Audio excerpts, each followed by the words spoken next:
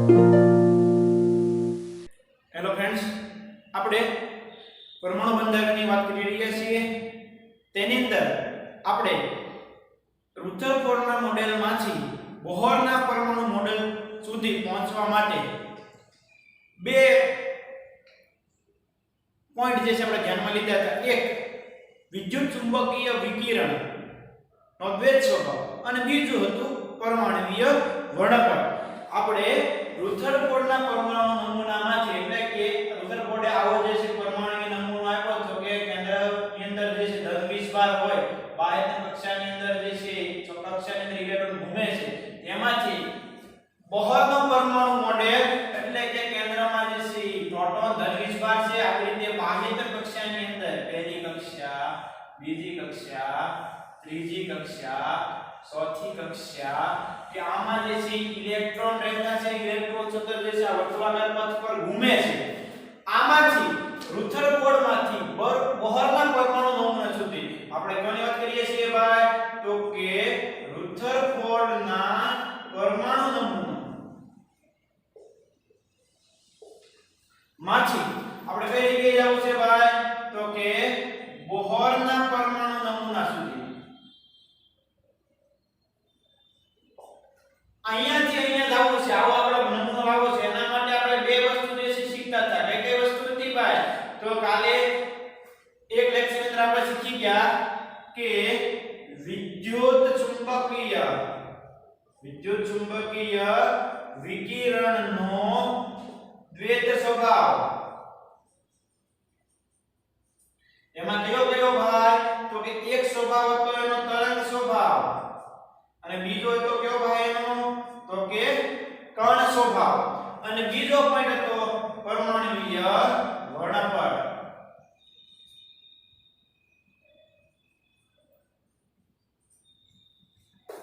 અહીંયાથી અહીંયા જવા માટે આપણે આ બેનો જે છે સહારો લેવાનો છે ભાઈ. એમાં લાસ્ટ લેક્ચરની અંદર આપણે વિદ્યુત ચુંબકીય વિકિરણના દ્વૈત સ્વભાવની અંદર તરંગ સ્વભાવ વિશેની માહિતી દેશી મેળવી લીધી ભાઈ. જો મિત્રો, આ ટોપિક જે છે એ ખૂબ વિચાર શક્તિ, ખૂબ કોન્સન્ટ્રેશન માંગી લે એવા ટોપિક છે બધા. એટલે આપણે વિડિયો જોવા બેસીએ, લેક્ચર ભરવા બેસીએ એટલે એક જ સ્થળે ખૂબ જ શાંતિથી અને આપણે સારામાં સારું થિંકિંગ કરી શકીએ એવા એટમોસ્ફિયરની અંદર બેસવાનું. અહીંયાથી હું જે તમને કહું એ તમારા મગજમાં તમારે વિચારવાનું, તો જે છે બહુ મજા આવશે. લાસ્ટ લેક્ચરની અંદર આપણે આ વસ્તુ જે છે શીખી ગયા. આજના લેક્ચરની અંદર આપણે વાત કરવાની છે વિદ્યુત ચુંબકીય વિકિરણનો કણ સ્વભાવ. આપણે સાબિત કરવાનું છે કે વિદ્યુત ચુંબકીય વિકિરણ દ્વૈત સ્વભાવ ધરાવે છે. તમને બધાને ખ્યાલ છે કે પ્રકાશ, સૂર્યપ્રકાશ હોય તો કોઈ પણ લાઇટમાંથી, કોઈ પણ સોર્સમાંથી આવતો પ્રકાશ હોય એ આપણે એવું સ્વીકારી લીધેલું છે કે તરંગ સ્વભાવ દર્શાવે. એવું આપણે સ્વીકારી લીધેલું છે તરંગ સ્વભાવ દર્શાવે, વિદ્યુત ચુંબકીય વિકિરણ છે. It's okay. પણ મિત્રો, એ કણ સ્વભાવ પણ દર્શાવે છે, તરંગ સ્વભાવ દર્શાવે છે. આપણે વર્ષોથી સ્વીકારતા આવ્યા છે, ભણતા આવ્યા છે, એટલે એમાં આપણે ડાઉટ નથી. પણ કઈ રીતે વિદ્યુત ચુંબકીય વિકિરણ જે કણ સ્વભાવ દર્શાવી શકે, એ પ્રકાશ કેમ કણ સ્વભાવ દર્શાવી શકે, કઈ રીતે આપણે ખ્યાલ પડશે મિત્રો? જો આ એક કણ છે, પેન હું થ્રો કરું અને તમને વાગે તો એ સાબિત થાય કે કણ સ્વભાવ દર્શાવે.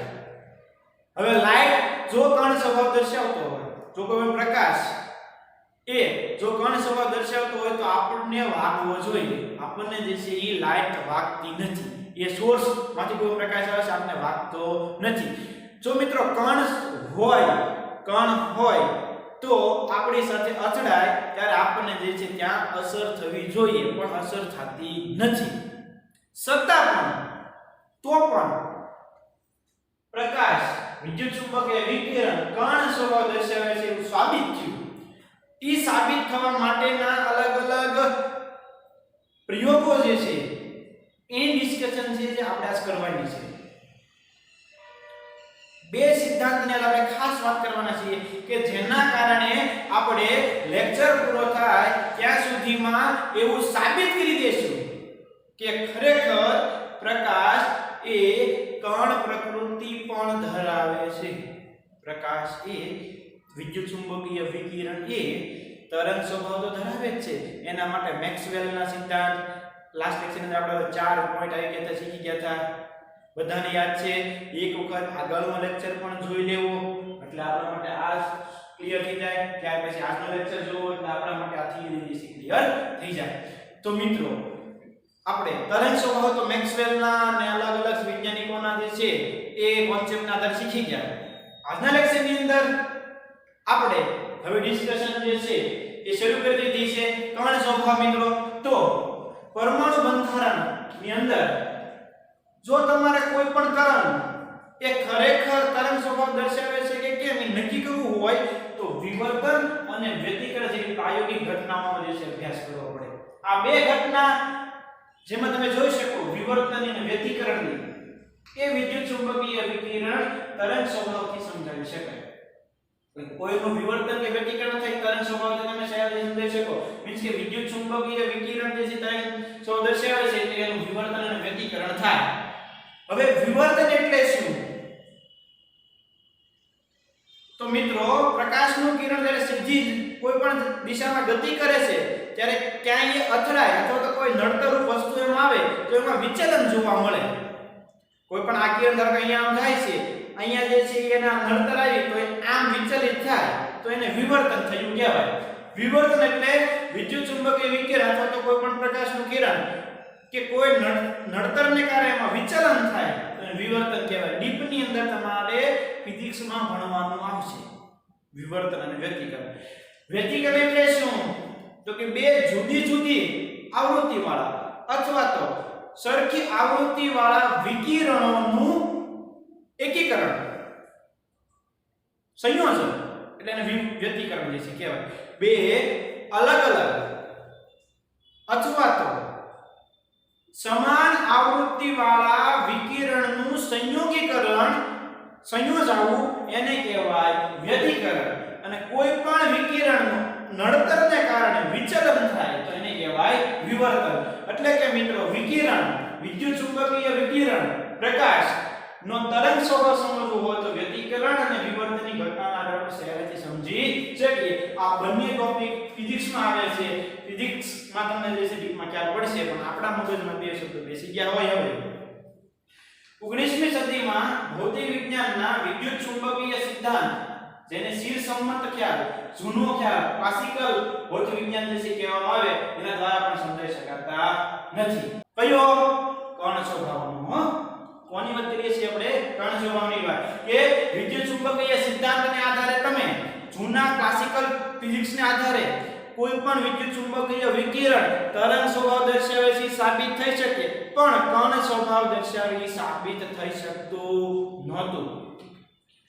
એટલે કે હવે વિદ્યુત ચુંબકીય વિકિરણનો કર્ણ સ્વભાવ સમજવા માટે આપણે અલગ અલગ વૈજ્ઞાનિકો જે છે એના સિદ્ધાંત એની થિયરી નો આપણે અભ્યાસ કરવો પડશે. તેમાં પ્લાન્કનો ક્વોન્ટમ સિદ્ધાંત જે છે એક આવશે. તો મિત્રો શરૂઆત જે છે આપણે કરીએ. કયા સિદ્ધાંત કયા પોઈન્ટ જે છે આપણે ભણવાના છે તો એમાં ગરમ કાળા પદાર્થમાંથી ઉત્સર્જિત થતા વિકિરણનો સ્વભાવ. ગરમ પદાર્થ અથવા તો કાળા પદાર્થમાંથી ઉત્સર્જિત થતા વિકિરણનો સ્વભાવ. Black body radiation. Black body radiation આ થિયરીનો આપણે અભ્યાસ કરશું એટલે આપણે પ્રૂવ કરીશું એવું કે વિદ્યુત ચુંબકીય વિકિરણ કર્ણ સ્વભાવ દર્શાવે. ત્યાર પછી ફોટો ઇલેક્ટ્રિક અસર. આના આધારે પણ જે છે આપણે સાબિત કરીશું કે વિદ્યુત ચુંબકીય વિકિરણ એ કર્ણ સ્વભાવ દર્શાવે. ઘન પદાર્થની ઉષ્માધારિતામાં થતું વિચલન તાપમાનનું વિધેય છે. ઘન પદાર્થની ઉષ્માધારિતામાં થતું વિચલન તાપમાનનું વિધેય છે. મિત્રો આ પોઈન્ટ જે છે આપણે આપણા સિલેબસમાં આવતો નથી એટલે આના વિશે આપણે કોઈ પણ પ્રકારની ડિસ્કશન અત્યારે કરશું નહીં. 11 12 નીટ જેડબલ્યુ માં આ ટોપિક આપણા માટે કોઈ અત્યારે અગત્યતા ધરાવતો નથી પણ આપણે ખ્યાલ હોવો જોઈએ કે કઈ ચાર બાબતોને આધારે આપણે વિદ્યુત ચુંબકીય વિકિરણનો કર્ણ સ્વભાવ વિશે સાબિત કરી શકીએ. તો બ્લેક બોડી રેડિયેશન કાળા પદાર્થમાંથી વિકિરણનું ઉત્સર્જન, ત્યાર પછી ફોટો ઇલેક્ટ્રિકલ અસર, ત્યાર પછી ઘન પદાર્થની ઉષ્માધારિતામાં થતું વિચલન તાપમાનનું વિધેય છે એ, અને ત્યાર પછી હાઇડ્રોજનના સંદર્ભમાં વર્ણપટ એટલે કે હાઇડ્રોજન વર્ણપટ અથવા તો રેખા વર્ણપટની આધારે જે છે આપણે સહેલાઈથી નક્કી કરી શકશું કે વિદ્યુત ચુંબકીય વિકિરણ એ કણ સ્વભાવ દર્શાવે.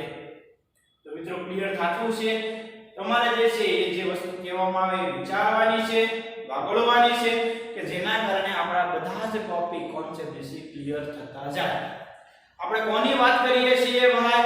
તો કે વિદ્યુત ચુંબકીય વિકિરણનો કણ સ્વભાવ. વિદ્યુત ચુંબકીય વિકિરણનો કણ સ્વભાવ આગળના સિદ્ધાંત વ્યતિકરણ કે વિવર્તન કે ક્લાસિકલ ફિઝિક્સને આધારે જે છે આપણે સમજાવી શકતા નથી. તો મિત્રો એના માટે જે છે અલગ અલગ વૈજ્ઞાનિકો એની અલગ અલગ જે છે માહિતી આપણે શીખવા જઈ રહ્યા છીએ. આજે આપણે મેઈન બે થિયરી જે છે કણ સ્વભાવ માટે શીખવાની છે. એક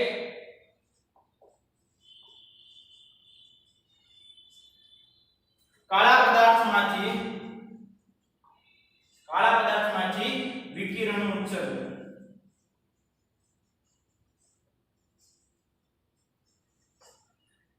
અને ત્યાર પછી બીજો ટોપિક છે ફોટો ઇલેક્ટ્રિક અસર.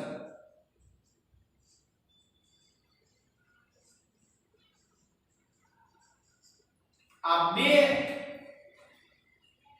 થિયરી જે છે આપણે ખૂબ સારી રીતે ભણવાની છે. કાળા પદાર્થમાંથી વિકિરણનું ઉત્સર્જન અને ફોટો ઇલેક્ટ્રિક અસર, આ બે સિદ્ધાંતના આધારે આપણે સાબિત કરીશું કે વિદ્યુત ચુંબકીય વિકિરણ એ દ્વૈત સ્વભાવ ધરાવે છે મિત્રો. તો શરૂ કરીએ આપણે. ગરમ પદાર્થો કાળા પદાર્થો માંથી ઉત્સર્જિત થતા વિકિરણનો સ્વભાવ બ્લેક બોડી રેડિયેશન જે કહેવામાં આવે છે મિત્રો. શરૂ કરીએ. એ નોંધવું જરૂરી છે કે કાળા પદાર્થના વિકિરણની સ્પષ્ટ માહિતી સૌપ્રથમ 1900 ની અંદર મેક્સ પ્લાન્કે આપી હતી.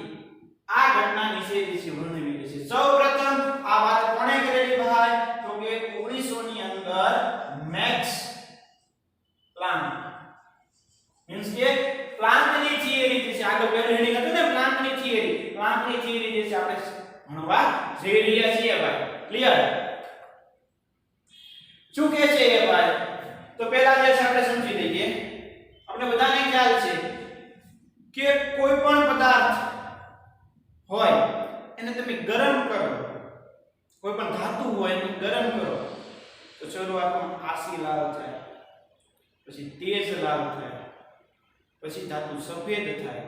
જે ગરમ કરો છો ત્યારે ખૂબ તમે ગરમ કરો ને ત્યારે ખબર તો તમે જાંબલી રંગની, વાદળી રંગની, કાળા રંગ જેવી જે થઈ જશે મિત્રો. તો ત્યાં જે છે એક આપણો કેમિસ્ટ્રીનો સિદ્ધાંત જે છે સમાયેલો છે. ત્યાં કાળા પદાર્થમાંથી ઉત્સર્જિત થતા વિકિરણનો સ્વભાવ જે છે દર્શાવેલો છે. જે આપણે સમજવો પડે ત્યાં આપણે ખબર હોતી નથી. ત્યાં જે છે એ થિયરીના આધારે આપણે સમજી શકશું કે વિદ્યુત ચુંબકીય વિકિરણ ત્રણ સ્વભાવ જે છે દર્શાવે. મિત્રો જ્યારે ઘનને ગરમ કરવામાં આવે ત્યારે તે નીચા વિસ્તાર ધરાવતી તરંગલંબાઈ વાળા વિકિરણનું ઉત્સર્જન કરે. એટલે કે તમે કોઈ ઘન પદાર્થને ગરમ કરો છો, કોઈ સળિયાને તમે શું કરો છો ભાઈ? ગરમ કરો. ગરમ કરો એટલે શું થાય? તો કે એ ઊર્જા મેળવે. ઊર્જા મેળવીને શું કરશે ભાઈ? તો કે વિવિધ વિશાળ ખૂબ વધારે રેન્જ વાળી તરંગલંબાઈ વાળા વિકિરણનું ઉત્સર્જન કરે.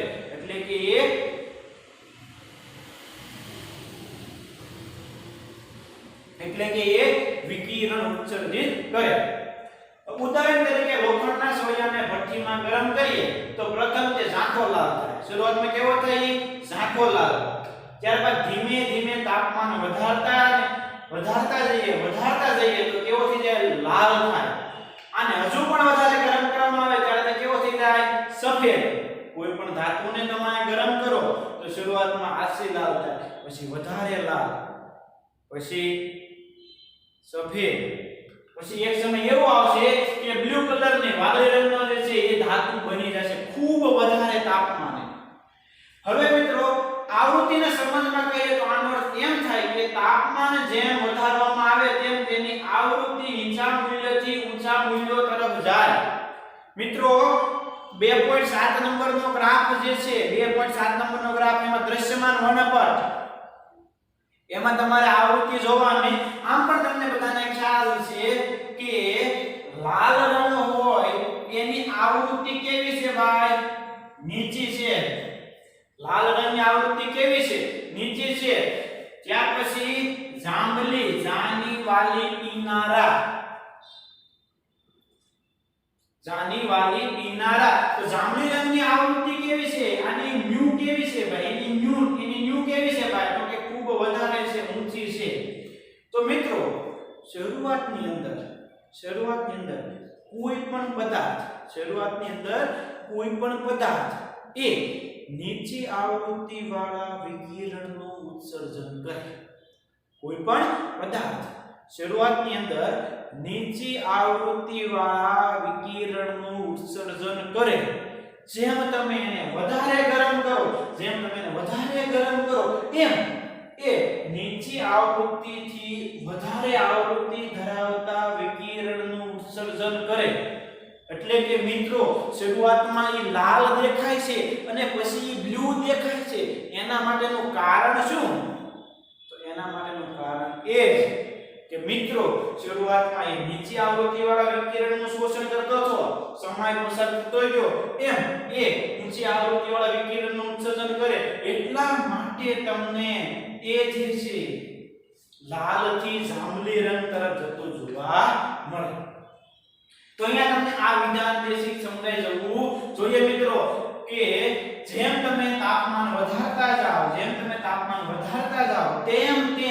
તેની આવૃત્તિ નીચા મૂલ્યથી ઊંચા મૂલ્ય તરફ જાય. પણ તમને એ પણ ખ્યાલ છે કે તરંગ લંબાઈ અને આવૃત્તિ એકબીજાના વ્યસ્ત છે. તો લાલ રંગ છે એની તરંગ લંબાઈ કેવી છે? વધારે છે. તો કે શરૂઆતમાં વધારે તરંગ લંબાઈ વાળા વિકિરણનું ઉત્સર્જન કરે.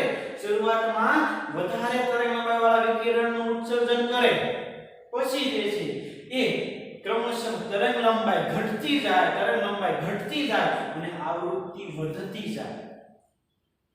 મિત્રો આપણે શેની વાત કરીએ છીએ યાદ છે ને? પાછું આપણે વાત કરીએ છીએ મેક્સ પ્લાન્કની બ્લેક બોડી રેડિયેશન, કાળા પદાર્થના થિયરીની ડિસ્કશન કરી રહ્યા છીએ. એમાં શું કર્યું આપણે? તો કે એક ધાતુનો ટુકડો લીધો, એને આપણે ગરમ કર્યો, ખૂબ વધારે તાપમાન સુધી લઈ ગયા. તો એમાં શું અવલોકન જોવા મળ્યું? તો અવલોકન એવું થયું કે શરૂઆતમાં ગરમ થયો એટલે આસો લાલ થયો, પછી ફૂલ લાલ થયો, પછી સફેદ થયો, પછી જાંબલી રંગ, વાદળી રંગ, બ્લુ રંગનો થઈ ગયો. એટલે કે એમાં આપણને અવલોકન શું જોવા મળ્યું કે શરૂઆતમાં એ ઓછી આવૃત્તિવાળા પ્રકાશનું વિકિરણ ઉત્સર્જિત કરતો હતો, પછી એ વધારે આવૃત્તિવાળા વિકિરણનું ઉત્સર્જન કરવા માંડ્યો એટલે એ જાંબલી રંગનો આપણને જોવા મળ્યો. વિદ્યુત ચુંબકીય બનાવટમાં લાલ રંગ નીચી આવૃત્તિમાં હોય છે જ્યારે વાદળી રંગ ઊંચી આવૃત્તિમાં હોય છે. આદર્શ પદાર્થ એ છે કે એટલે કે કાળો પદાર્થ એટલે શું? આદર્શ પદાર્થ એટલે શું કે જે બધી જ આવૃત્તિઓનું ઉત્સર્જન અને અવશોષણ કરે તેને કાળો પદાર્થ કહેવાય. શોષણ કરે અને ઉત્સર્જન કરે. આદર્શ પદાર્થ કોને કહેવાય? આદર્શ પદાર્થ એટલે કે કાળો પદાર્થ કોને કહેવાય? તો કાળા પદાર્થની વ્યાખ્યા આપણને મળી ગઈ. કોણે આપી? તો કે મેક્સ પ્લાન્કે આપી. એને શું કર્યું કે એવો પદાર્થ કે જે દરેક આવૃત્તિનું ઉત્સર્જન અને અવશોષણ કરી શકતો હોવો જોઈએ એને કહેવાય કાળો પદાર્થ. તો મિત્રો અહીંયા જે છે ડેફિનેશન કહી શકે આદર્શ પદાર્થની આપણે જે છે અહીંયા વ્યાખ્યા જે છે લખી નાખીએ કે આપણને કોઈ પ્રકારનો સમજવામાં પ્રોબ્લેમ પડે નહીં. આદર્શ પદાર્થ એટલે કેવો પદાર્થ ભાઈ? આદર્શ પદાર્થ એટલે કેવો પદાર્થ કે જે બધી જ આવૃત્તિઓનું ઉત્સર્જન અને અવશોષણ કરી શકતો હોવો જોઈએ. તેને શું કહેવાય?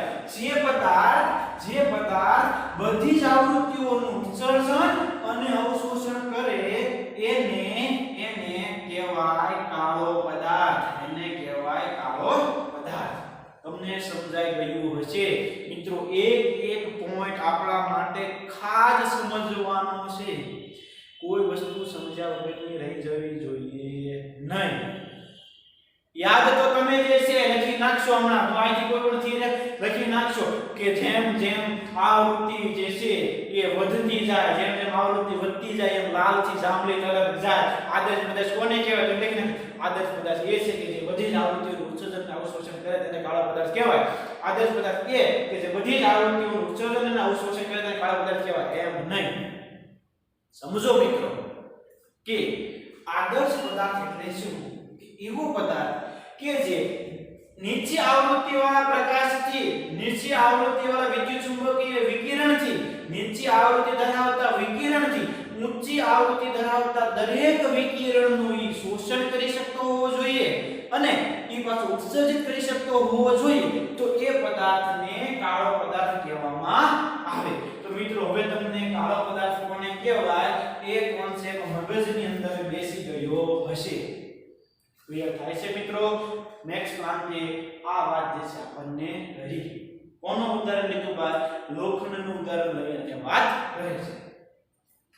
તો આવા કાળા પદાર્થમાંથી ઉત્સર્જિત થતા વિકિરણને કાળા પદાર્થનું વિકિરણ કહેવાય. આમાંથી જે વિકિરણ ઉત્પન્ન થાય છે, જે વિકિરણ ઉત્પન્ન થાય છે એને કહેવાય કાળા પદાર્થનું વિકિરણ. કાળા પદાર્થમાંથી ઉત્સર્જિત વિકિરણની આવૃત્તિ ચોક્કસ વહેંચણી વચ્ચે તીવ્રતા વિરુદ્ધ વિકિરણની આવૃત્તિની તીવ્રતા તે માત્ર તાપમાન પર આધારિત છે. મિત્રો ખાસ સમજવું પડશે. કાળા પદાર્થમાંથી ઉત્સર્જિત વિકિરણની આવૃત્તિ અને એની વહેંચણી એટલે કે તીવ્રતા વિરુદ્ધ વિકિરણની આવૃત્તિની તીવ્રતા તે માત્ર તાપમાન પર આધારિત છે. કોની વહેંચણી ભાઈ? વિકિરણની આવૃત્તિની ચોક્કસ વહેંચણી એટલે કે તીવ્રતા વિરુદ્ધ વિકિરણની આવૃત્તિ તીવ્રતા પર જે છે આધાર રાખશે. તે માત્ર તાપમાન પર આધારિત છે. મીન્સ કે આ બધું કોના પર આધારિત છે? તાપમાન પર આધારિત છે. આપેલ તાપમાને ઉત્સર્જિત વિકિરણની તીવ્રતા તરંગલંબાઈના ઘટાડા સાથે વધે.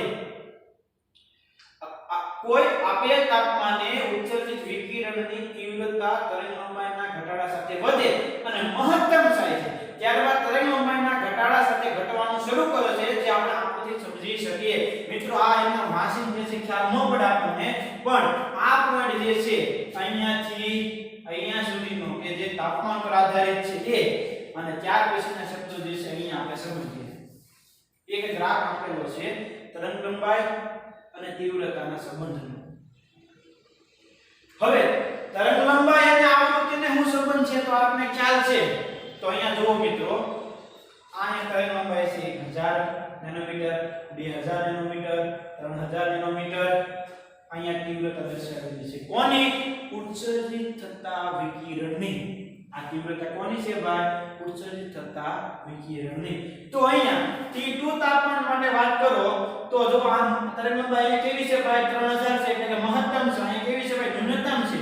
તો તરંગલંબાઈનો ઘટાડો કરતા જો તરંગલંબાઈ આમ જાવે તરંગલંબાઈ ઘટે. જો આ સાઈડ આવે તરંગલંબાઈ ઘટે. હવે અહીંયા તરંગલંબાઈની અંદર ઘટાડો કરતા જાય, તરંગલંબાઈમાં ઘટાડો કરતા જાય, તરંગલંબાઈમાં ઘટાડો કરતા જાય તો સતત તીવ્રતાની અંદર વધારો થાય. જો સતત તરંગલંબાઈ તમે ઘટાડતા જાવ, તરંગલંબાઈ ઘટાડતા જાવ, તીવ્રતા વધતી જાય, તીવ્રતા વધતી જાય, તીવ્રતા વધતી જાય. જો એક સમય એવો આવશે કે તીવ્રતા મહત્તમ થઈ ગઈ. અહીંયા જ્યારે પહોંચે આટલી તરંગલંબાઈ પહોંચે ત્યારે તીવ્રતા કેવી થઈ ગઈ? મહત્તમ થઈ ગઈ. જુઓ પછી તમે તરંગલંબાઈમાં ઘટાડો કરો તો એની તીવ્રતા ઘટતી જાય. એની તીવ્રતા શું થાય? ઘટતી જાય. તો અહીંયા જો તો આગળની થિયરી મોલેક્યુલ છે કે કોઈ આપેલ તાપમાને ઉત્સર્જિત વિકિરણની તીવ્રતા તરંગલંબાઈના ઘટાડા સાથે વધે. તમે આમ જેમ આવો આમ એમ તરંગલંબાઈ ઘટે છે. તો જેમ તરંગલંબાઈ ઘટે એમ આવૃત્તિ જો વધે.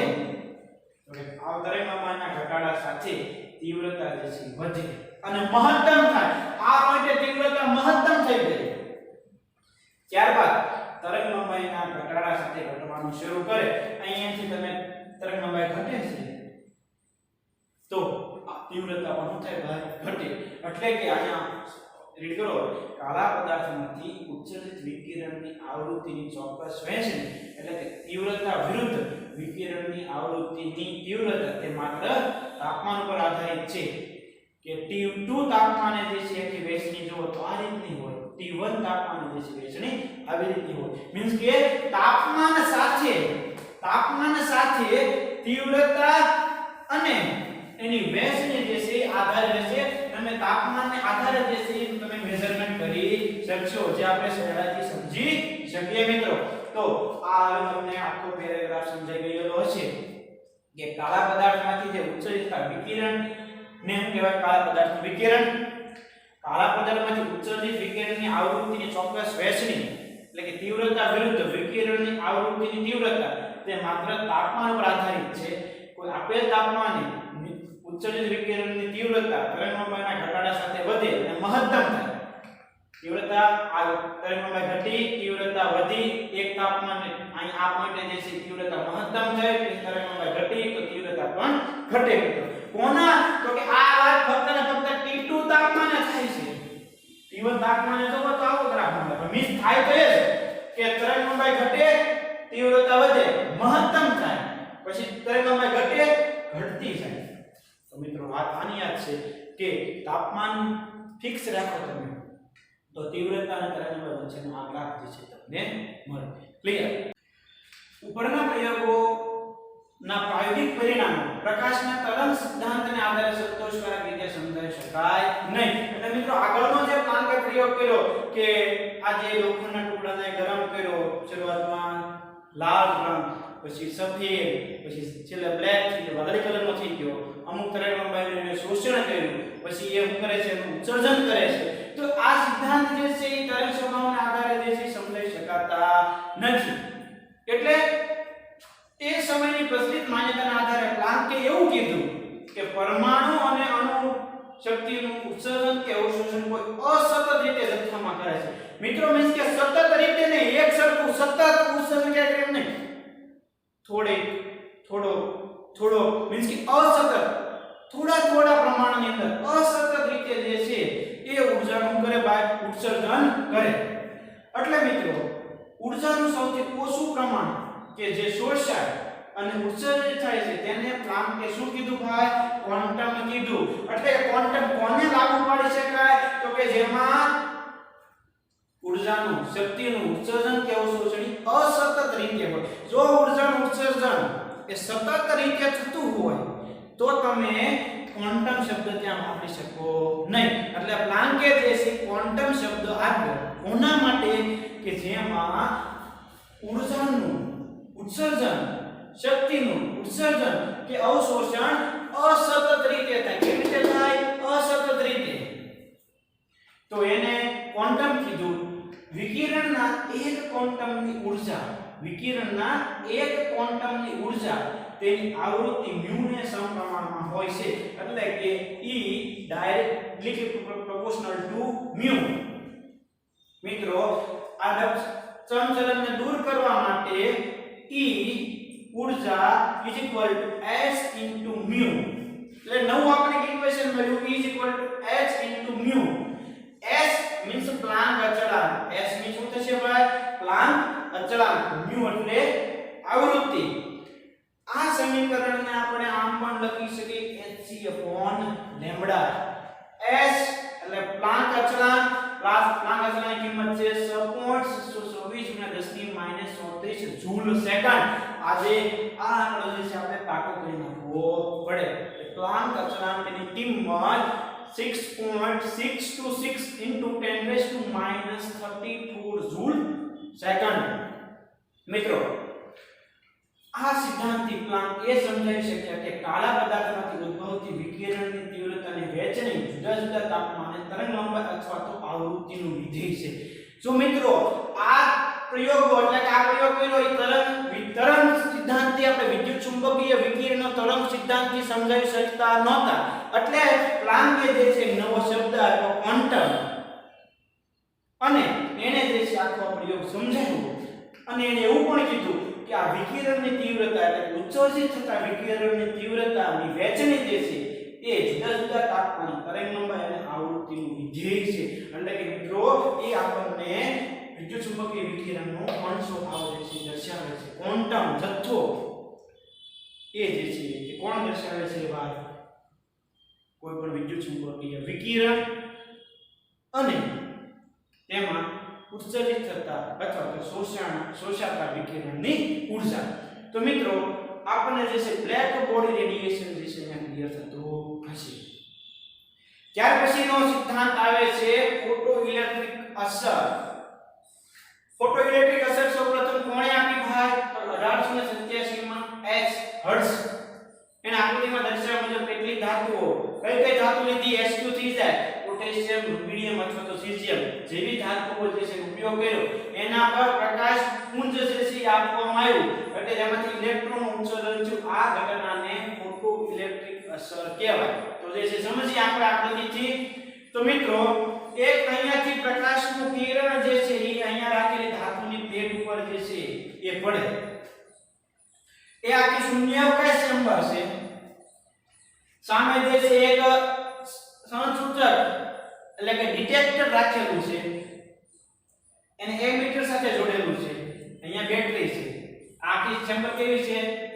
શૂન્યાવકાશ હવે મિત્રો થાય છે શું એની અંદર તો કે કોઈ પણ એક ચોક્કસ તરંગલંબાઈ એ ચોક્કસ મ્યુ આવૃત્તિ વાળો પ્રકાશ એ આ ધાતુની પ્લેટ ઉપર આપવામાં આવે એટલે જેવો પ્રકાશ અહીંયા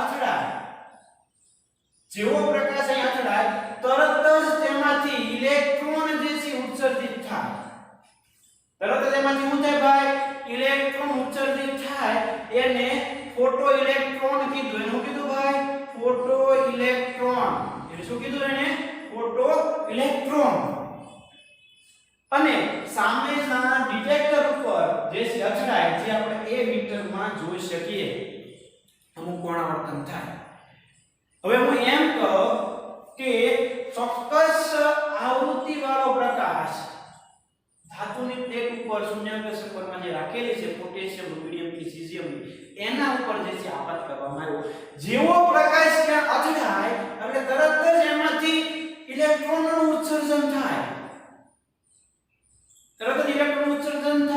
એ સામેના ડિટેક્ટર ઉપર અથડાય જે આપણે એક મીટરમાં જોઈ શકીએ હવે મિત્રો આકૃતિ છે ફોટો ઇલેક્ટ્રિકનો અભ્યાસ કરવાનું સાધન છે ફોટો ઇલેક્ટ્રોનિક અસર એને કહેવાય ફોટો ઇલેક્ટ્રિકલ અસર આ જે ઘટના છે આખી એને કહેવાય ફોટો ઇલેક્ટ્રિક અસર કોઈ ચોક્કસ આવૃત્તિ વાળો પ્રકાશ શૂન્યાવકાશ ચેમ્બરમાંની સ્વચ્છ ધાતુની સપાટી પર અથડાય છે ધાતુમાંથી ઇલેક્ટ્રોન બહાર નીકળે છે અને ડિટેક્ટરની મદદથી તેની ગણતરી કરવામાં આવે છે જે તેમની ગતિ ઊર્જાનું માપન કરે છે હવે મિત્રો આ જે છે સતત શું થાય છે તો કે અહીંયાથી જે છે ઇલેક્ટ્રોન ઉત્સર્જિત થાય છે હવે હું તમને એમ કહું કે જ્યારે આ પ્રકાશ અહીંયા અથડાનો ત્યારે એમાંથી કે ઇલેક્ટ્રોન ઉત્સર્જિત થયું એક વિદ્યાર્થીઓની હરોળ છે ગોઠવેલા તમે લાઈનમાં જે છે ઊભા છે અથવા તો જે છે હું તમને એક પેનનું ઉદાહરણ આપીને સમજાવવા પડે વિદ્યાર્થીના ઉદાહરણને ભૂલી જઈએ આ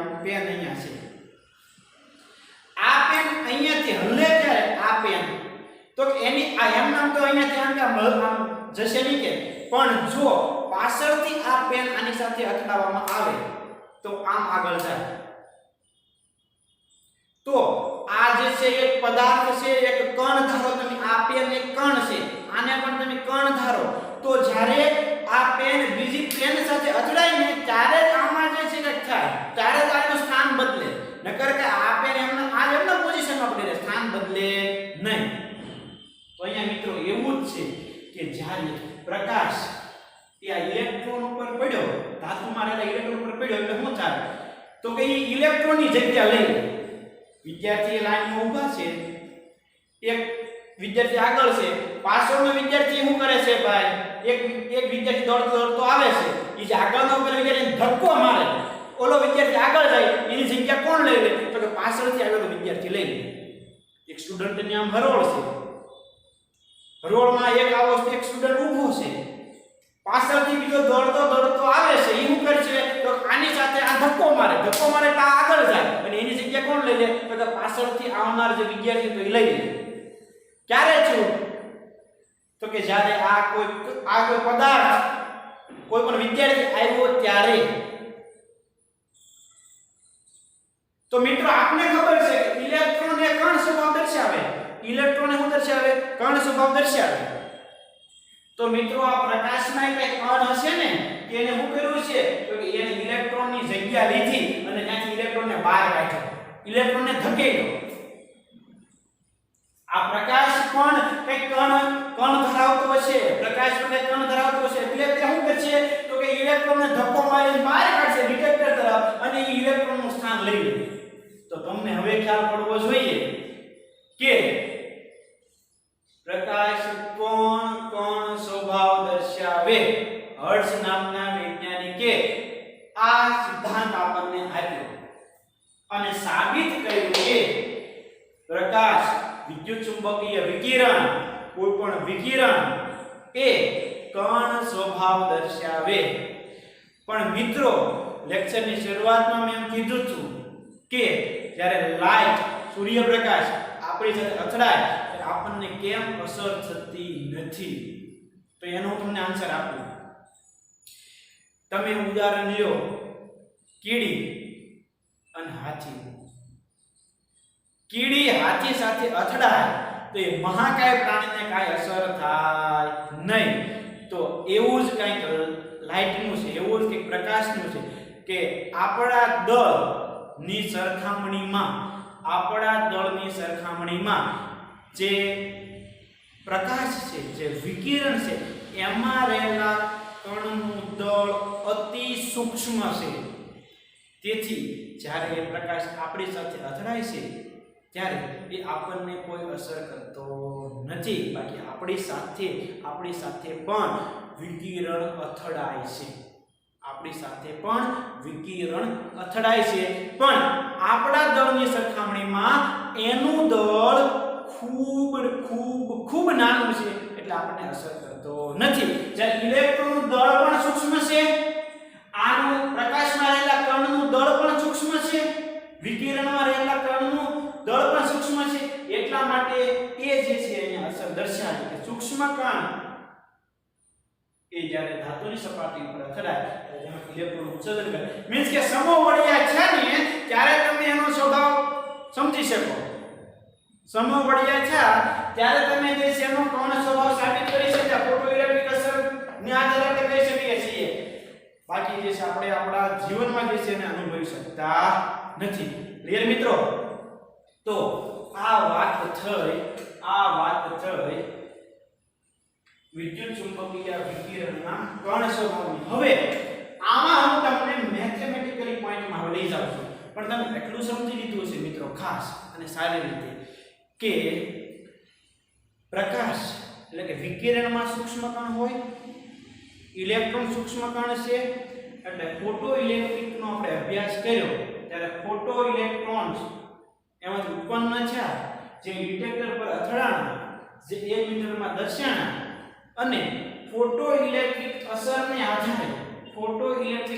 આધારે આપણે જે છે એ વિદ્યુત ચુંબકીય વિકિરણનો કણ સ્વભાવ નક્કી કરી શક્યા. ક્લિયર થાય છે મિત્રો આટલું? ઓકે.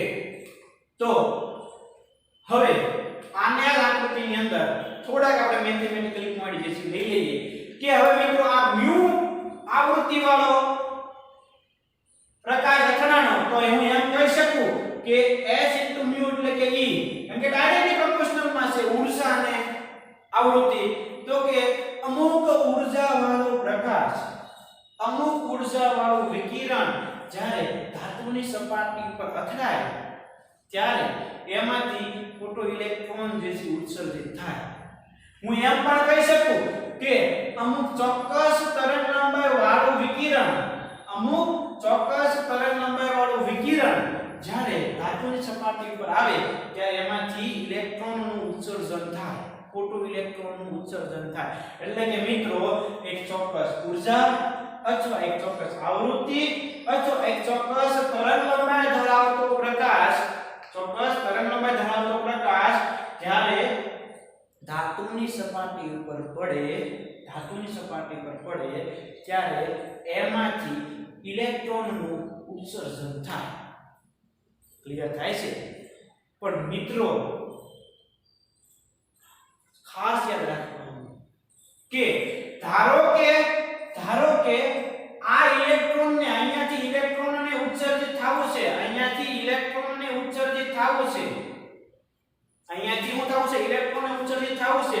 પણ અહીંયા આવનાર પ્રકાશ ની આવૃત્તિ ધારો કે μ0, કે જ્યારે તમે μ0 આવૃત્તિ આપો ત્યારે જ વિકિરણ, ત્યારે જ ઇલેક્ટ્રોન ઉત્સર્જન થાય છે. તો ક્યારેક એવું પણ બની શકે કે એને μ આવૃત્તિ વાળો પ્રકાશ પણ મળે, μ આવૃત્તિ વાળું વિકિરણ પણ મળે. પણ મિત્રો હું આમ કરું s μ - h μ0, એટલે કે મિત્રો આ બેનો તફાવત, એટલે કે અહીંયા આવનાર વિકિરણ ધારો કે h μ જેટલો હોય, એટલે કે μ આવૃત્તિ વાળો હોય, ત્યારે એમાંથી ઉત્સર્જિત થતો જે ફોટો ઇલેક્ટ્રોન છે એને તો μ0 જેટલી જ વિકિરણની આવૃત્તિની જરૂર છે. હવે સમજાય છે કે એક ઇલેક્ટ્રોનને અહીંયાથી ઉત્સર્જિત થવું છે.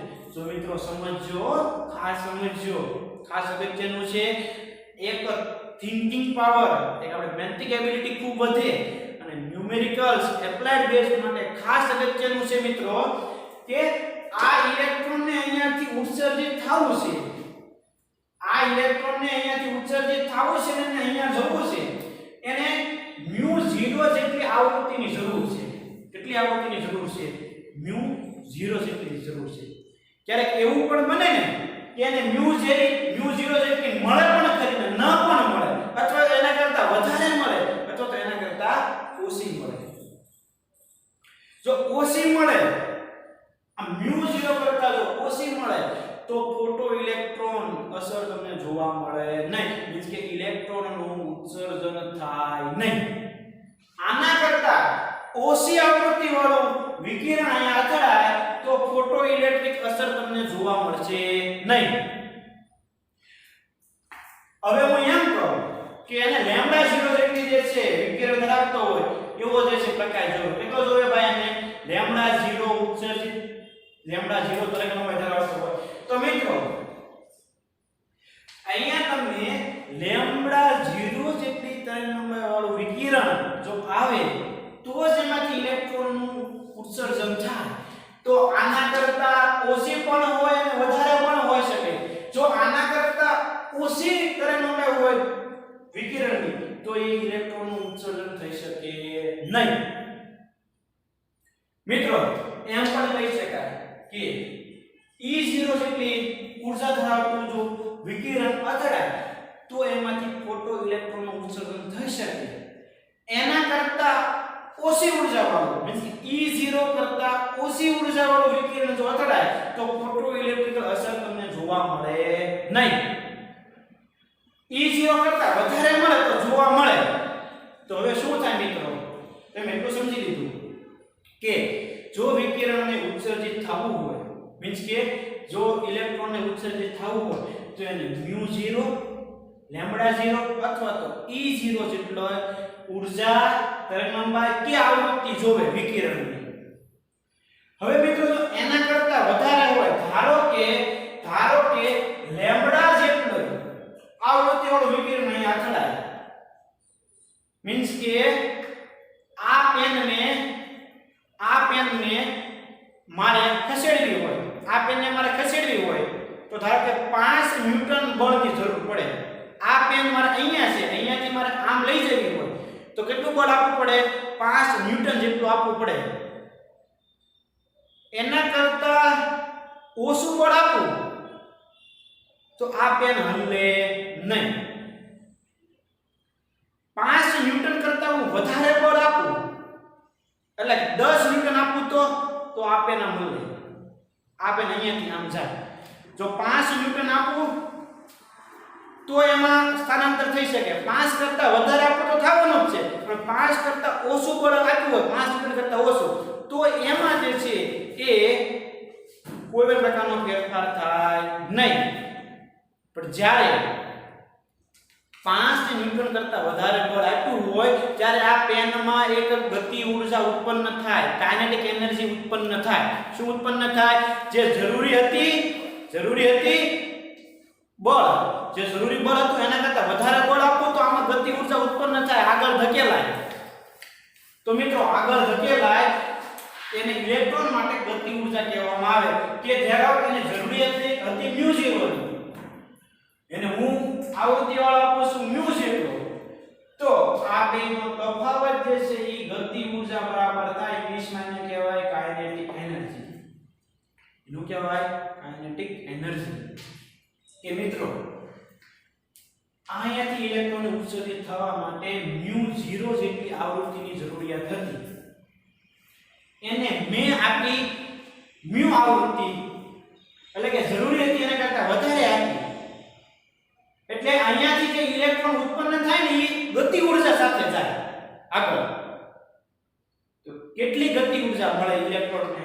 તો કે h μ માઈનસ h μ0 જેટલી ગતિ ઊર્જા ધરાવતો ઇલેક્ટ્રોન અહીંયાથી જે છે બહાર નીકળે.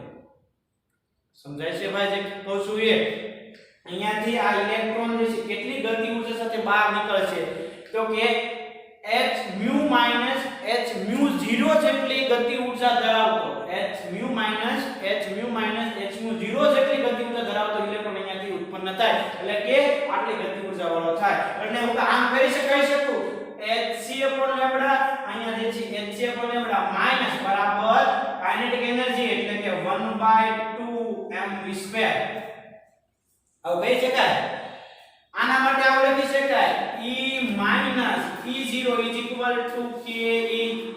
તો મિત્રો આખું મેથેમેટિકલ પોઈન્ટ જે છે આપણને મળી જાય કે ગતિ ઊર્જા બરાબર E E0 આપેલી માઈનસ જરૂરી hc/λ minus hc/λ 0 h μ minus h μ0.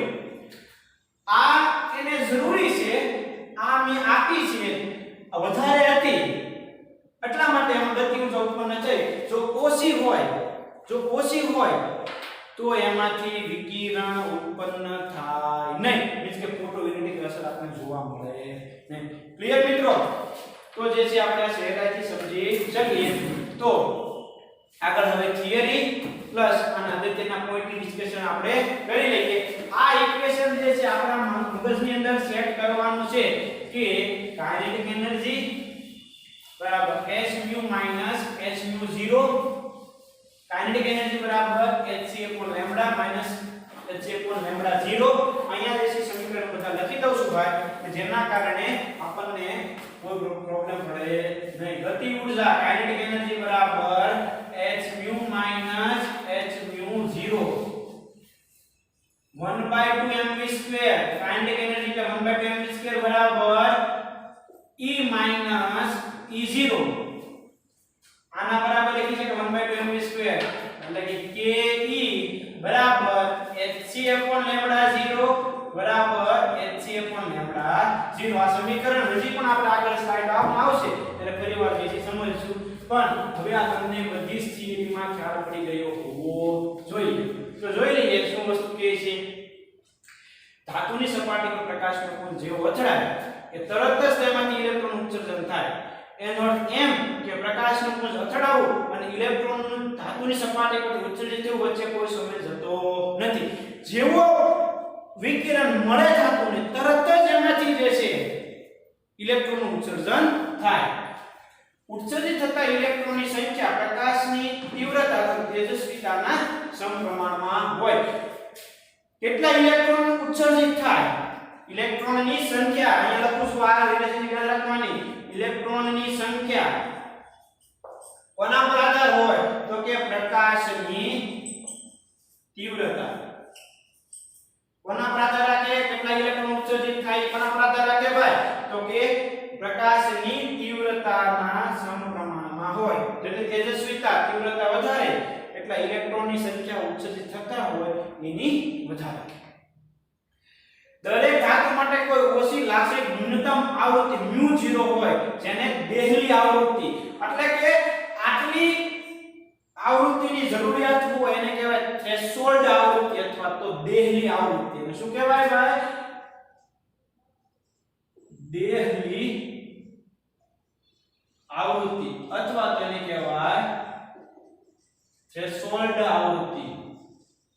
એને કહેવાય થ્રેશોલ્ડ આવૃત્તિ. જો આ મ્યુ એ μ0 કરતા આવું હોય તો જે છે એ ફોટો ઇલેક્ટ્રિક અસર જોવા મળે. તો ફોટો ઇલેક્ટ્રિક અસર, તો ફોટો અહીંયા જે છે લખીએ આપણે અહીંયા કે ફોટો ઇલેક્ટ્રિક અસર મળે. આવું હોય તો કે મ્યુ અને μ0 વધારે હોય, મ્યુ ઓછી હોય તો એમાં ફોટો ઇલેક્ટ્રિક અસર, તો એમાં ફોટો ઇલેક્ટ્રિક અસર મળશે નહીં. તો આ વસ્તુ જે છે મગજમાં હવે તમને સેટ થઈ ગઈ હોવી જોઈએ. જ્યારે મ્યુ વધારે હોય, μ0 ઓછી હોય, ત્યારે ઉત્સર્જિત થયેલા ઇલેક્ટ્રોન અમુક ગતિ ઊર્જા ધરાવતા હોય. એટલે કે જો આવું હોય તો શું દર્શાવે ભાઈ? આવું હોય તો એ કાઇનેટિક એનર્જી છે એ ધરાવે, કાઇનેટિક એનર્જી એ ધરાવે. આ ઇલેક્ટ્રોનની ગતિ ઊર્જા વપરાતા પ્રકાશની આવૃત્તિના વધારા સાથે વધે. પ્રકાશની ગતિ ઊર્જા વપરાતા પ્રકાશની આવૃત્તિના વધારા સાથે વધે. મીન્સ કે નવું એક રિલેશનશિપ તમને આપને મળી ગયું. જો ભાઈ ખાસ આ બધા શોર્ટકટ યાદ રાખતા જઈશું કે ઇલેક્ટ્રોનની ગતિ ઊર્જા ડાયરેક્ટલી પ્રોપોર્શનલ ટુ પ્રકાશની આવૃત્તિ. મીન્સ કે વિકિરણની આવૃત્તિ. જેમ આ મ્યુ મોટી, આ જેમ મોટી, એમ કાઇનેટિક એનર્જી વધારે. કોની? ઇલેક્ટ્રોનની. જેમ આપાત થતા વિકિરણની, ધાતુની પ્લેટ પર આવનાર વિકિરણની તીવ્રતા વધારે, એમ એની ગતિ ઊર્જા વધારે. ક્લિયર? ઉપરના બધા જ પરિણામો સ્થિરસંમત ક્લાસિકલ ભૌતિક વિજ્ઞાનના નિયમોને આધારે સમજાવી શકાતા નથી. આ સિદ્ધાંત પ્રમાણે પ્રકાશના પુંજની ઊર્જા પ્રકાશની તેજસ્વીતા પર આધાર રાખે છે. આ સિદ્ધાંત પ્રમાણે પ્રકાશના પુંજની ઊર્જા કોના પર આધાર રાખે છે? પ્રકાશની તેજસ્વીતા પર આધાર રાખે છે. બીજા શબ્દોમાં કોઈ કેવું હોય તો ઉત્સર્જિત થતા ઇલેક્ટ્રોનની સંખ્યા તેમની ગતિ ઊર્જા પ્રકાશની તેજસ્વીતા પર આધાર રાખશે. પરંતુ એવું નોંધવામાં આવ્યું કે ઉત્સર્જિત થતા ઇલેક્ટ્રોનની સંખ્યા પ્રકાશની તીવ્રતા પર આધાર રાખે છે. ઇલેક્ટ્રોનની સંખ્યા કોના પર આધાર રાખે છે? પ્રકાશની તીવ્રતા પર જે છે આધાર રાખે. તો મિત્રો આ સેન્ટેન્સ સમજાઈ ગયું હવે કે પ્રકાશના પુંજની ઊર્જા પ્રકાશની તેજસ્વીતા પર આધાર રાખે. બીજા શબ્દમાં કહીએ તો ઉત્સર્જિત થતા ઇલેક્ટ્રોનની સંખ્યા તેમની ગતિ ઊર્જા, કેટલા ઇલેક્ટ્રોન જે ઉત્સર્જિત થાય એ ઇલેક્ટ્રોનની સંખ્યા અને તેની ગતિ ઊર્જા પ્રકાશની તીવ્રતા પર આધાર રાખે. પ્રકાશની તીવ્રતા વધારે, આવૃત્તિ વધારે, એમ વધારે ઇલેક્ટ્રોન ઉત્સર્જિત થાય, એમ એ ઇલેક્ટ્રોનની ગતિ ઊર્જા શું થાય? વધે. જેમ પ્રકાશની તીવ્રતા વધે, પ્રકાશની આવૃત્તિ વધે, તેમાંથી ઉત્સર્જિત થતા ઇલેક્ટ્રોનની ગતિ ઊર્જા વધે, તેમ તે ઇલેક્ટ્રોનની સંખ્યા વધે કે જે ઉત્સર્જિત થાય છે એ. ઉત્સર્જિત ઇલેક્ટ્રોનની ગતિ ઊર્જા તેના પર આધારિત નથી. ઉદાહરણ તરીકે લાલ પ્રકાશ, ઉત્સર્જિત ઇલેક્ટ્રોનની ગતિ ઊર્જા તેના પર આધારિત નથી. કોના ઉપર? પ્રકાશની તીવ્રતા ઉપર. પ્રકાશની તીવ્રતા એ ઇલેક્ટ્રોનની ગતિ ઊર્જા પર આધારિત નથી. મીન્સ કે લાલ રંગનો પ્રકાશ હોય એ ઝાંખો લાલ હોય કે ફૂલ લાલ હોય, તીવ્ર લાલ હોય, તો એની તરંગલંબાઈ તો આટલી જ રહે. એટલે કે મિત્રો લાલ રંગ કીધો એટલે આટલી આવૃત્તિ વાળો છો, તો એના કારણે ઇલેક્ટ્રોનની ગતિ ઊર્જા પર કોઈ પ્રકારનો ફેરફાર પડે નહીં. એની તીવ્રતા કેટલી છે, પ્રકાશની તીવ્રતા કેટલી છે, એના પર ઇલેક્ટ્રોનની ગતિ ઊર્જા આધાર રાખશે. ક્લિયર? પોટેશિયમ ધાતુના ટુકડા પર કલાકો સુધી સળગશે પરંતુ ફોટો ઇલેક્ટ્રોન ઉત્સર્જિત થતા નથી. પરંતુ નબળો પીળો પ્રકાશ 5.1 થી 5.2 1014 હર્ટ્ઝ પોટેશિયમ ધાતુ પર સળગે છે અને ફોટો ઇલેક્ટ્રિક અસર અવલોકિત થાય છે. એનું કારણ તો કે મિત્રો પોટેશિયમ એની દેહલી આવૃત્તિ, એની થ્રેશોલ્ડ આવૃત્તિ છે કેટલી છે ભાઈ? તો કે 5.0 એને ગુણ્યા 1014 હર્ટ્ઝ.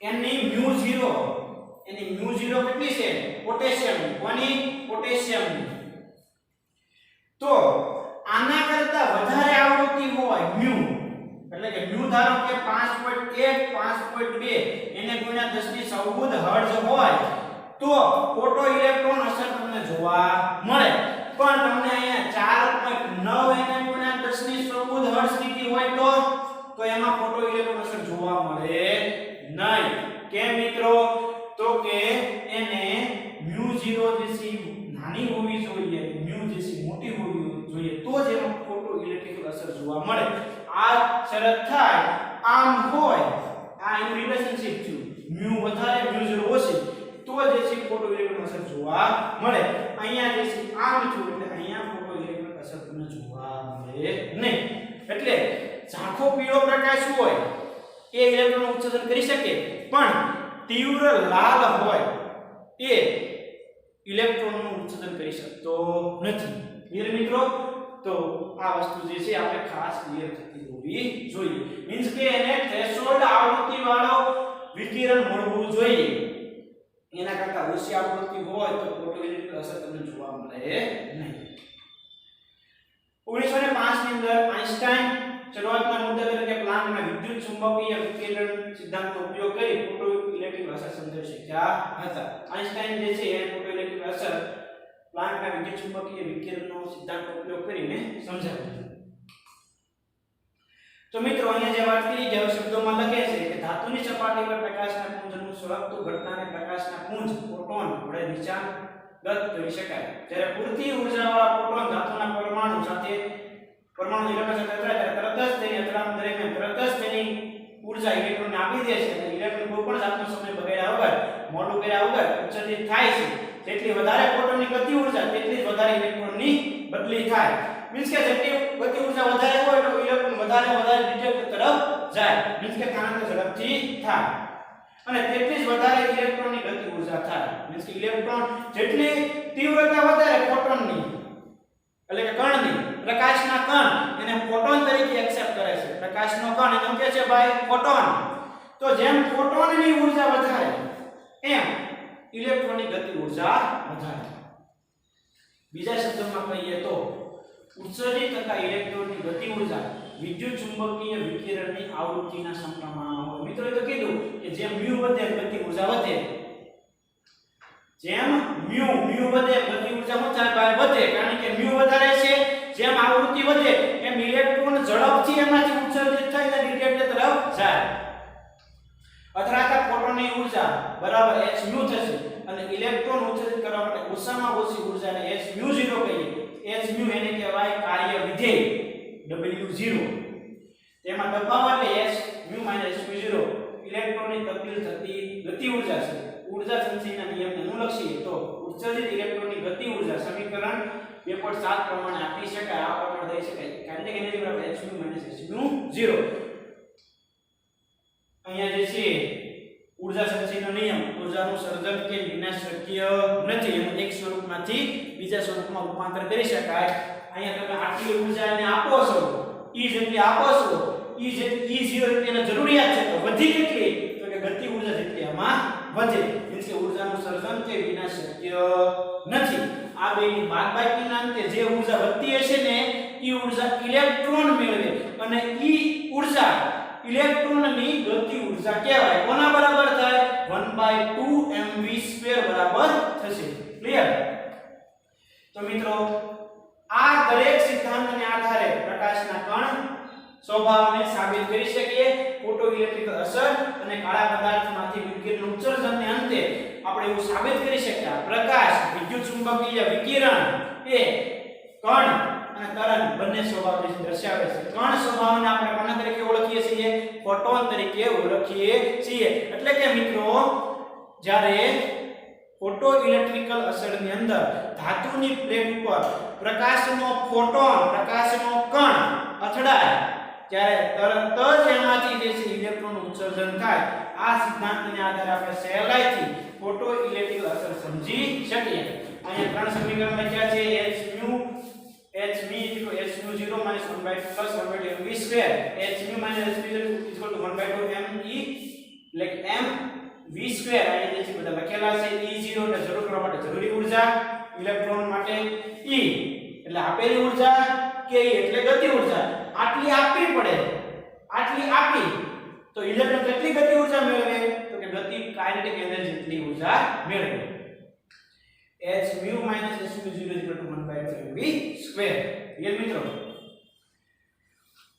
તો અમુક જે છે ધાતુના કાર્ય વિધેય એટલે કે h mu 0 જે છે આપણને આપી દીધેલા છે કે આ ધાતુ લિથિયમમાંથી આટલી કાર્ય વિધેય h mu 0 આટલી હોય તો એમાંથી જે ઇલેક્ટ્રોન ઉત્સર્જન થાય છે કે મીન્સ કે અલગ અલગ કિંમત આપણને આપી દીધેલી છે કિંમત જે આપણે યાદ રાખવાની જરૂરિયાત નથી v ઉત્સર્જિત થતા ઇલેક્ટ્રોનનો વેગ અંતમાં પ્રકાશની ઓછી તીવ્રતાવાળા પુંજ કરતાં વધુ તીવ્રતા પ્રકાશનો પુંજ વધારે સંખ્યામાં ફોટોન ધરાવે છે આને કારણે વધુ ઇલેક્ટ્રોન ઉત્સર્જિત કરે મીન્સ કે જેમ પ્રકાશની તીવ્રતા વધી એમાં ફોટોનની સંખ્યા વધી જેમ ફોટોનની સંખ્યા વધી એમ ઇલેક્ટ્રોનનું ઉત્સર્જન જે છે વધારેમાં વધારે થશે ક્લિયર મિત્રો તો આપણે જે છે આજના લેક્ચરની અંદર કાળા પદાર્થના વિકિરણ માંથી ઉત્સર્જન અને ફોટોઇલેક્ટ્રિક અસરને આધારે વિકિરણ જે છે એ કણ સંવાદ દર્શાવે છે એવું સાબિત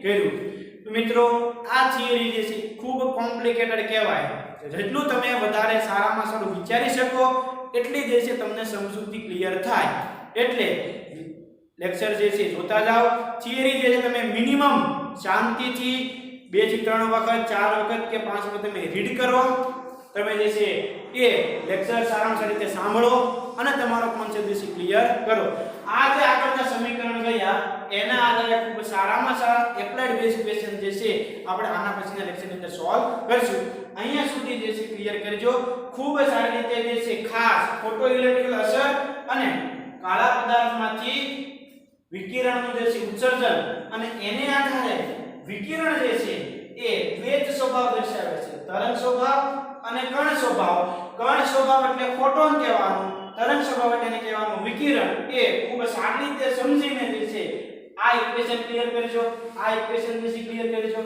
એના એપ્લાઇડ બેઝના ક્વેશ્ચન જે છે આપણે આવતા લેક્ચરની અંદર સોલ્વ કરશું ક્લિયર તો અહીંયા સુધી જે છે કમ્પ્લીટ કરજો